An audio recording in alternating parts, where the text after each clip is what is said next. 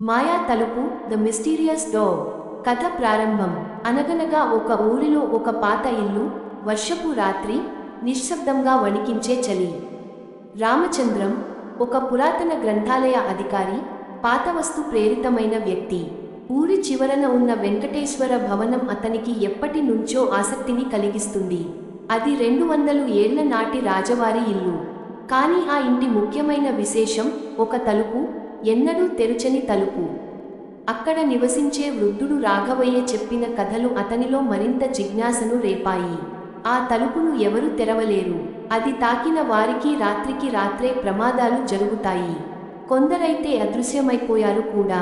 అయితే రామచంద్రం వీటిని మూఢనమ్మకాలు అని నిర్లక్ష్యం చేశాడు. కానీ ఒక రాత్రి తన కళ్ళ ముందు జరిగిన సంఘటన అతనిని ఆలోచింపజేసింది. సస్పెన్స్ పెరుగుతుంది. ఒక రోజున గ్రామానికి చెందిన 2 యువకులు ఆ తలుపు గురించి వాదనకు దిగారు. వారు ఆహ్వానించకూడని ఒక పోటీ పెట్టుకున్నారు. తలుపును తాకి దానిని బలవంతంగా తెరవగలరా? ఆ రాత్రి తలుపు దగ్గరకు వెళ్లిన యువకుల్లో ఒకరు రాత్రి ఇంటికి చేరుకోలేదు.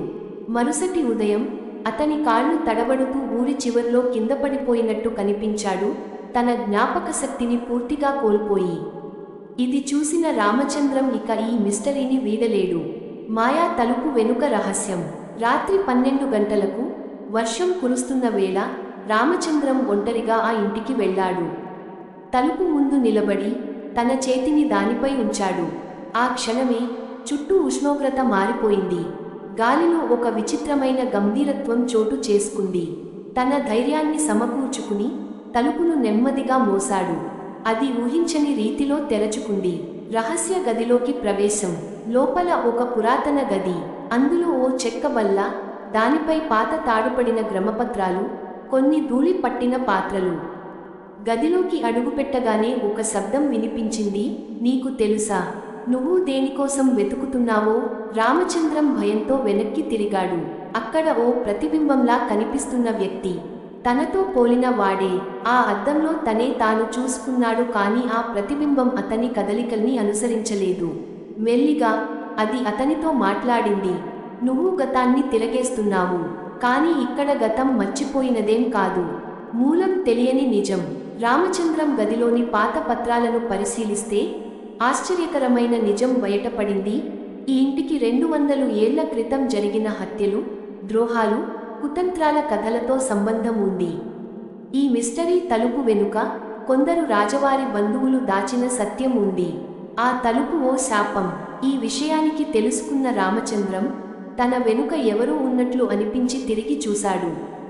కాని అక్కడ ఎవరూ లేరు. కాని తలుపు ఆయన చూసేలోగా మళ్లీ మూసుకుంది. ముగింపు. తరువాత ఆ ఇంటి దగ్గరకి రామచంద్రం వెళ్ళలేడు. ఊర్లో ఎవరు కూడా ఆ తలుపుని మళ్లీ తెరవలేకపోయారు. ఆ ఇంటి దగ్గర నిలబడిన వారికి ఒక విచిత్రమైన అనుభూతి కలిగేది, ఒకరు తమను చూస్తున్నట్టుగా. రామచంద్రం ఆ కథని ఎవరికీ పూర్తిగా చెప్పలేకపోయాడు. కానీ తన జీవితాంతం తన మనసులో ఒకే ఒక ప్రశ్న మిగిలింది. ఆ తలుపు తెరిచినప్పటి నుండి నేను నిజంగానే నేనా, లేక నాలో ఏదైనా మారిపోయిందా? కొన్ని తలుపులు తెరవకూడదు. కొన్ని రహస్యాలు తెలియకపోవడమే మంచిది.